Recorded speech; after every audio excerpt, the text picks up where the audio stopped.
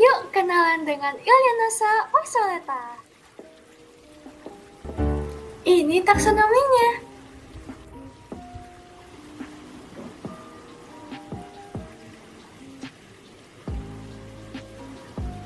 Nama aslinya Nasa obsoleta. Dan masih banyak nama lain untuk menyebut spesies ini. Sekarang lihat morfologinya yuk. Ilianasa obsoleta memiliki cangkang berbentuk kerucut polos berwarna coklat kehitaman, tinggi 1,5-3 cm dengan 5-6 lingkaran sirkular pada cangkangnya. Selain itu, ada juga yang disebut aperture atau bukaan dari cangkangnya. Kira-kira bentuknya oval dan memiliki lekukan tipis dan tajam di bagian bawah. Nah, itu tadi morfologi dari Ilianasa obsoleta. Sekarang, yuk kita lihat habitat dan adaptasinya. Ilianasa obsoleta dapat tersebar pada area Pasifik Timur dan Atlantik Barat, terutama di Kanada dan Amerika Serikat. Ilianasa obsoleta sering ditemukan dalam kawanan besar di teluk atau eusaria dalam salinitas 10-32 part per thousand pada zona bentik intertidal. Ilianasa obsoleta juga sangat peka loh terhadap suhu.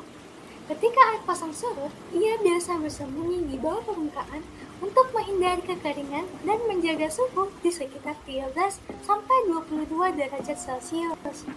Untuk bertahan hidup, Ilianasa obsoleta memakan diatom dan debris alga, cacing kecil, hingga bangkai ikan, kepiting, dan sisa-sisa hewan lainnya yang dikumpulkan dari lapisan permukaan lumpur.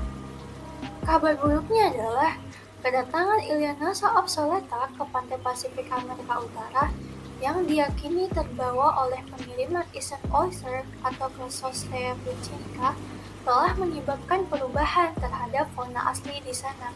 Contohnya adalah siput tanduk California di Teluk San Francisco. Siput tanduk tersebut atau Chaetodea californica dulunya sangat dominan, namun telah berkurang populasinya dikarenakan Ilianasa obsoleta secara invasif memangsa telur dan larva Chaetodea californica yang habitatnya tumpang tindih dengan habitat Ilianasa obsoleta. Selain itu, ditemukan juga bahwa beberapa spesies cacing pipit hematoda yang bersifat parasit terhadap Ilianasa obsoleta seperti Avian Sciostom austrobilharzia parigrandis ternyata mampu menyebabkan wabah gatal berenang atau yang disebut swimmer's itch. Dan ini pernah terjadi di Teluk San Francisco, Amerika Serikat pada tahun 1954 dan di dekat Vancouver, Kanada pada tahun 2001. Oleh karena itu, Anda mesti waspada jika hendak berenang di daerah penyebaran Ilianasa obsoleta. Selanjutnya, manfaat. Ilianasa obsoleta juga punya manfaat kok. Ilianasa obsoleta menjadi bantuan besar bagi para peneliti untuk mengukur kualitas air di sepanjang pantai Atlantik Amerika Serikat dan Kanada. Ilianasa obsoleta membawa sejumlah besar nitrogen ke habitatnya, yang mana nitrogen merupakan nutrisi yang sangat penting dan memengaruhi ekosistem perairan. Satu contohnya adalah pertumbuhan dari ganggang yang membutuhkan jumlah nitrogen yang lumayan besar. Para peneliti menunjukkan bahwa Ilianasa obsoleta dapat berfungsi sebagai indikator terhadap kadar nitrogen dalam suatu ekosistem. Dengan menganalisis satu sampel Ilianasa obsoleta, peneliti bisa mendapatkan gambaran tentang kondisi ekosistem perairan selama periode waktu yang jauh lebih luas sesuai dengan masa hidup dari sampel Ilianasa obsoleta tersebut, yang mana pengetahuan itu adalah kunci untuk mengidentifikasi dan memperbaiki ekosistem yang kualitas airnya terganggu. Wah, sangat bermanfaat ya. Oke, yang terakhir dan yang tidak kalah penting adalah mengetahui cara bereproduksinya.